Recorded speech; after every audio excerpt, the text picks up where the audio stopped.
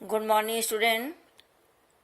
हम लोग पाठ 2 लाख की चूड़ियाँ के प्रश्न उत्तर समझ रहे हैं। हम लोगों ने इस पाठ का 4 प्रश्न और उत्तर देखा। आज 5वां प्रश्न को हम लोग देखें। प्रश्न नंबर 5 क्या दिया हुआ है? मशीनी युग से बदलू के जीवन में क्या बदलाव आया? 5वां प्रश्न क्या है बच्चों?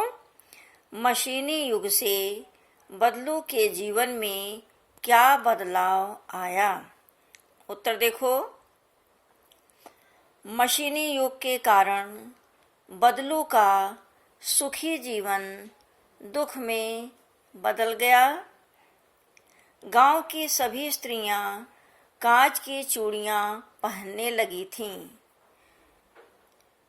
उसकी कला को अब कोई महत्व नहीं देता था। उसका व्यवसाय ठप हो गया। शादी ब्याह से मिलने वाले अनाज, कपड़े तथा अन्य प्रकार के उपहार उसे अब नहीं मिलते थे।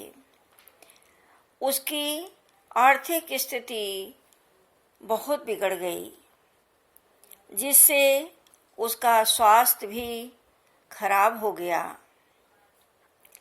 मशीनी युग से बदलू के जीवन में मानो भूचाल सा आ गया। उसे गरीबी और बेरोजगारी का जीवन जीना पड़ रहा था।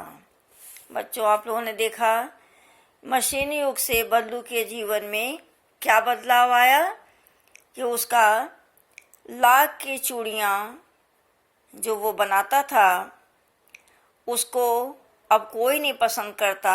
सभी स्त्रियां कांच की चूड़ियाँ पहनने लगीं। उसे दुख होता था कि हमारे कला को अब कोई महत्व नहीं देता था। शादी ब्याह के अवसर पर जो उसे उपहार मिलते थे वह भी सब बंद हो गया, जिससे उसकी आर्थिक व्यवस्था बहुत बिगड़ गई।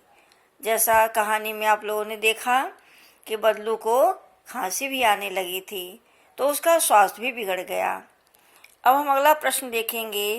प्रश्न 6, लाख की वस्तुओं का निर्माण भारत के किन किन राज्यों में होता है? ध्यान से देखो बच्चों। लाख की वस्तुओं का निर्माण भारत के किन किन राज्यों में होता है? लाख से चूड़ियों के अतिरिक्त क्या क्या चीजें और बनती हैं? तो उत्तर देखो।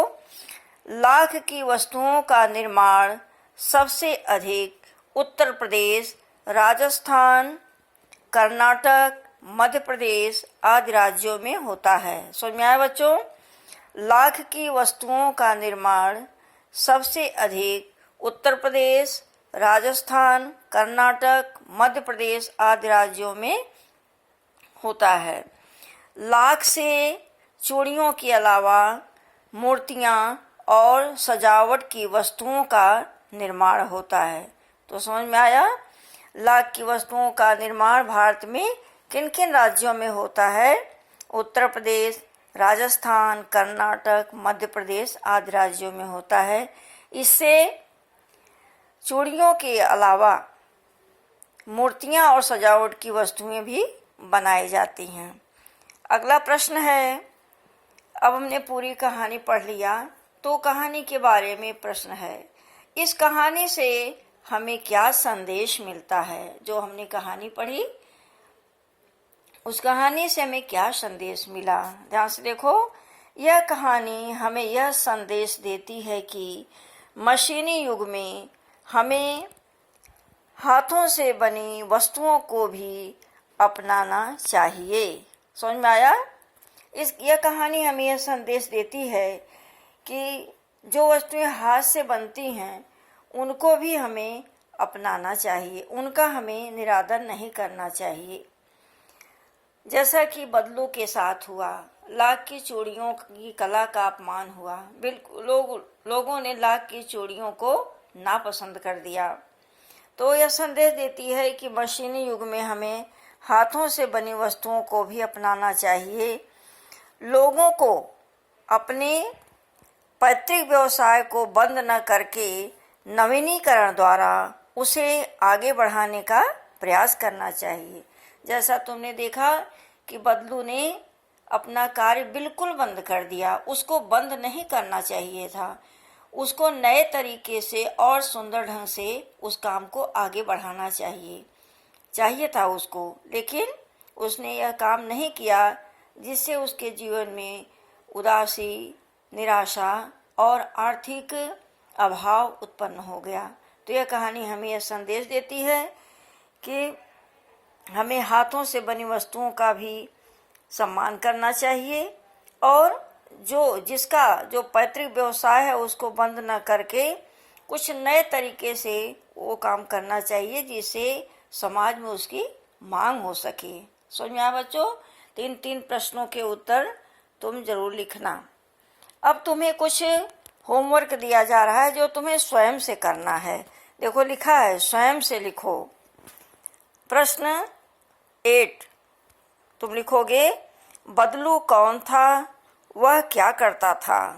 कहानी तो पढ़ा तुम लोगों ने और समझ में आया, इसका उत्तर लिखोगे। बदलू कौन था, वह क्या करता था, तो क्या लिखोगे तुम?